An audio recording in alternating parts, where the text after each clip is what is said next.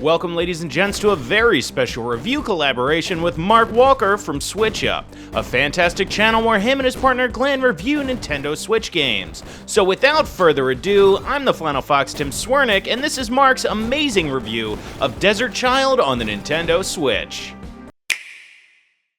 A massive thank you to Tim, the Flannel Fox, for having me on his massively underrated channel, and to the developers for the review copy. Now, my name's Mark Walker, I'm from Switch Up, where you'll find Tim's review right now. You know, when I loaded up Desert Child for the first time, I couldn't help but feel a familiarity. There's something in the aesthetic that doesn't just resemble the games I grew up with, it feels like one of them. So, was this a happy reunion, or like meeting your ex when you're out on a date with your shiny new partner? Let's find out. I'm on the 808, all the ladies go away. I'm like a modern day John Stamos.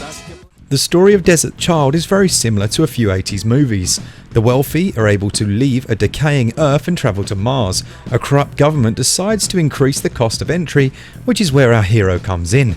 As a young and talented hoverbike racer, time's running out to get the cash to make the trip. Story is delivered through an initial cutscene and some written text. While it feels suitably ambiguous and would have been exactly how story was delivered 20 years ago, I expect a little more today. At least have some meaningful character interactions or books to read, etc. I've no problem with the lore of a world being optional, but it needs to be there to discover. Story scores 10 out of 20. There are essentially two games here merged into one, or maybe even three.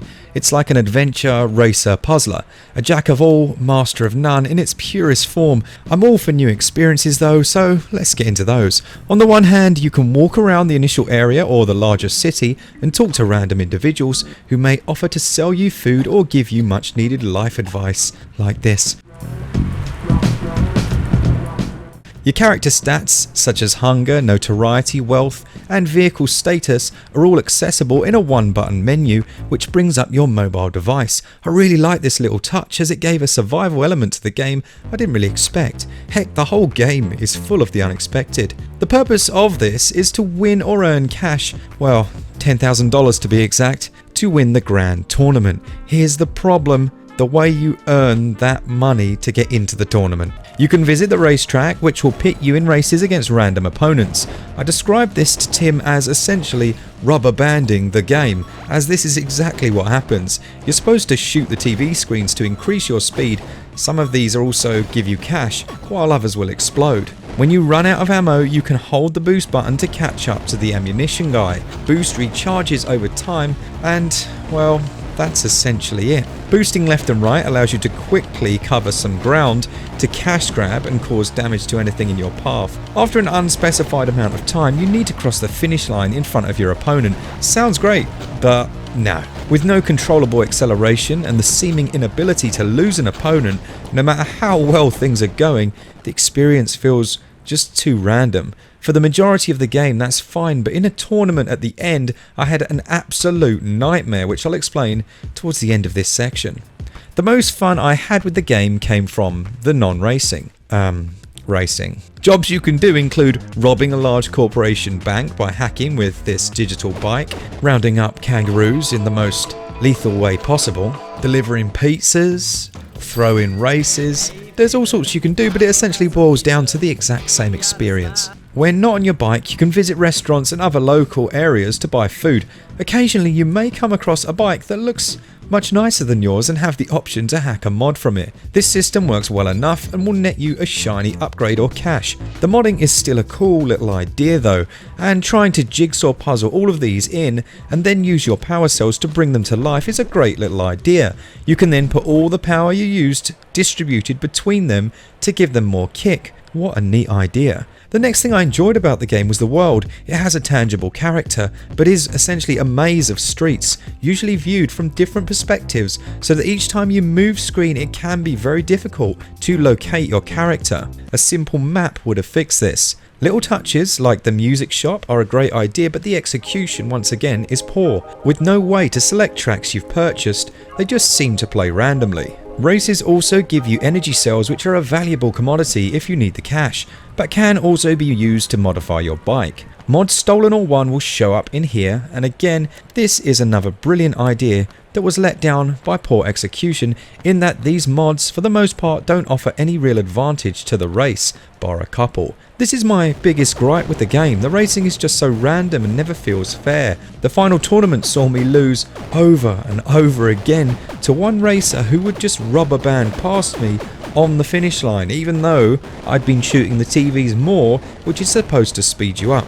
Now, strangely, Tim managed to just blast through this tournament first time, so I might just be terrible at the game, but 9 attempts and the same thing on the same race seemed a little odd.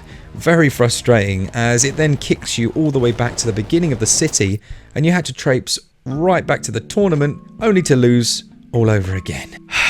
Overall, the gameplay feels like a proof of concept for something better. The elements are all here for something great, but the execution of everything is currently not quite on point. Throw in some dialogue choices, a touch of questing, tweaks to racing and multiple races, and a reason to go on other than just earning a fixed sum of money, and I'll definitely be there for the sequel. Gameplay scores 12 out of 20, controls are okay, but the lack of a run button combined with slow speed of walking and the minimal bike controls lead me to 13 out of 20. The pixel art aesthetic is nice. This is minimal even for pixel art, and animations are quite stylistically clunky. I did enjoy the little slow-mo after a race, and the world certainly feels unique. There were again a few missteps though.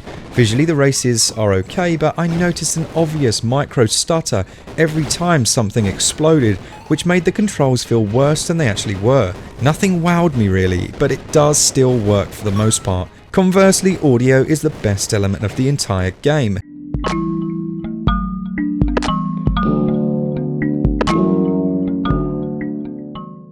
There are some fantastic tunes here, and the little shop where you can buy records is a great idea, just underutilized. Also, music can sometimes just cut out before the end of the race, which feels jarring.